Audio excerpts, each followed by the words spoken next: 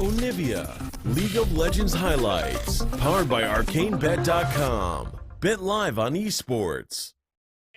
This is a matchup we see in other regions, bringing back the Zoe. You've seen is. no Zoe in the LCK recently. I messaged Gorilla and said, you've been seeing... From going down, Peanuts up a level here, getting very aggressive in the jungle. But here we go, the roam from Tushin in the bottom lane. The exhaust coming down, Peanut blowing his flash, but he's gonna get locked up here with the Chain of Corruptions. There it goes, first blood over to Spirit. Peanut with a bit of a mistake, too aggressive in the enemy jungle. Yeah, bot lane didn't have... It is a kill to the Afreeca Freecs against the runner plays. Top we got lane. a fight, Khan in a lot of trouble, gets solo killed by Keen. What is going on? Keen showing up tonight. I think he was in the shop. That's the only thing that makes sense. It's really just about the utility, the engage. He's got that ultimate. Speaking of engage, going in onto Tucson here, got a 3-on-3, getting stunned up.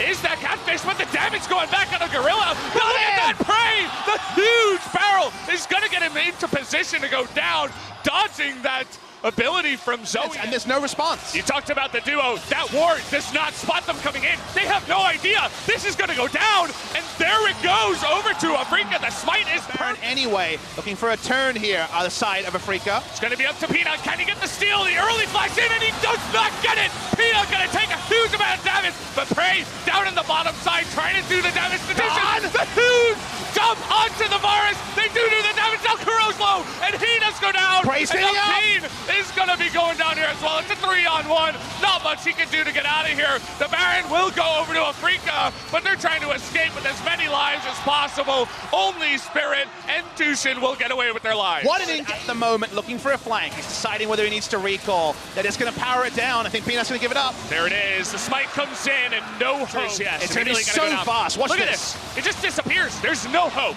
And KingZone know it. They have to. Again, the inhibitor is not going to go down just yet. There it is. The engage from Gorilla, but in the front line is the tanks, and they're going to lock down Gorilla now. That ultimate is eventually going to go down, and the Alistair will be taken out. But Prey trying to go 1v5. Can he do it? He nearly takes out Spirit, and Kuro gets low as well. Start to push in. Watching closely here, they should lose their first Nexus turret. Gorilla, he needs to engage with the perfect devour there from Tushin, and the double knockup from the Ember's Divine. But Prey, he's going off. He's in the front line now. Keen taking a bunch of damage. No deaths here on the side of KingZone just yet. Prey in the back line. Can he 1v5 this? He's taking that damage from Kuro. Doesn't look like the answer is yes just yet.